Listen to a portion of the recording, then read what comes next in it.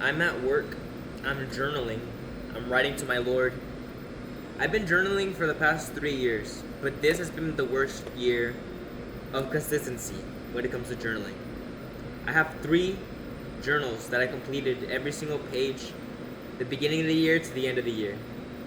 But then I fell into that depression, man. I lost myself a lot. And journaling was one of those things that it was put to the very end. Like, we're in June right now, and I'm barely here, not even halfway. And it's June 23rd. The last time I wrote was June 12th. And the last time before that was June 1st. And the time before that was May 16th. My consistency hasn't been the same. And I can have so many different excuses, but at the end of the day, I am responsible for the consequences of my actions, right? Every action has a consequence to it. And I can't complain about what happens. It happened. But how do I bounce up from that? By doing it again. I can finish this journal, and not because I need to finish it. But I'm saying I need to show up for myself every single day the way I did before. It's a little boring. The world will look at you a little bit different. I used to wake up early in the morning, 5:30, and go walk to a park, to a empty area, and just start talking to you guys exactly as I'm doing it right now. And I felt so free. I was actively seeking my Lord and my Savior, my Jesus, right? Without the religious stuff or whatever the world's told you. Like, think about that. What is Jesus? What is your Lord? What is the King of Kings? What is God to you? Peace, love, patience, kindness, discipline, self-control. Those are the fruits of the Spirit, right? Love. That was the first thing that I was actively seeking every single day. First things first in the morning. For myself. Not for anybody else. I'll go and give that to everyone else afterwards. But I needed this. I needed me. Without me, I would have been gone. I'm glad that God put me through that. I didn't stay in that. I got too distracted.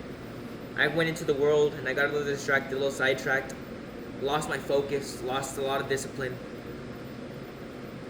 But Jesus is my foundation. If I fall all the way down, Jesus is right there. And I know He's with me in every stage. That's why it's so important to know who Jesus is. Because you're not in this alone. I never feel alone. When I do feel alone, I know that Jesus is right there with me, so I'm not alone. It sounds crazy. But you have to get to know Jesus for yourself.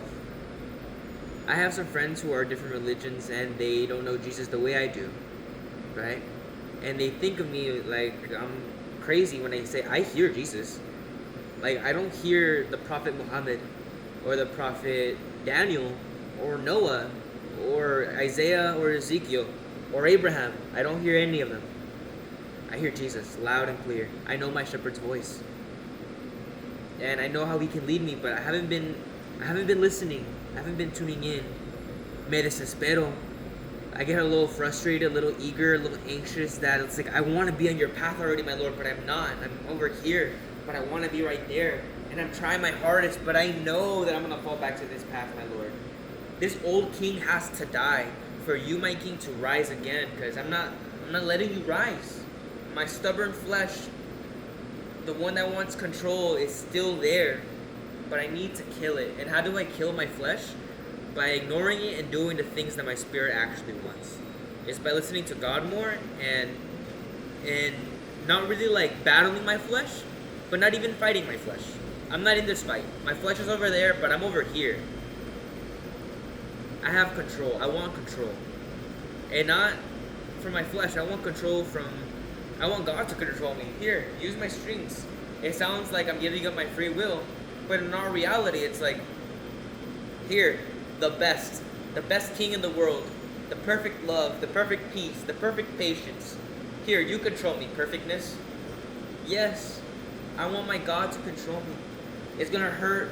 My flesh is gonna be like, but I have to be in peace and I have to be strong and go, no. I'm sorry, King Saul. It's done. You can no longer be king. No. We're done. The flesh has to die. I was drowning. I was my head above water.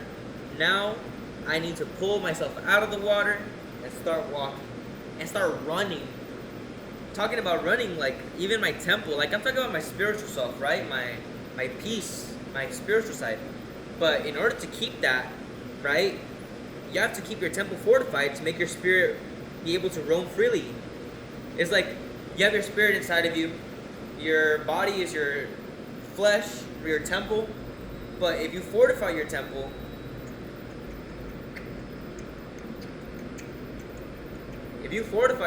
if you make it skilled, if you make it strong, if you get up when you don't want to get up, your spirit gets to flow more confidently, more secure,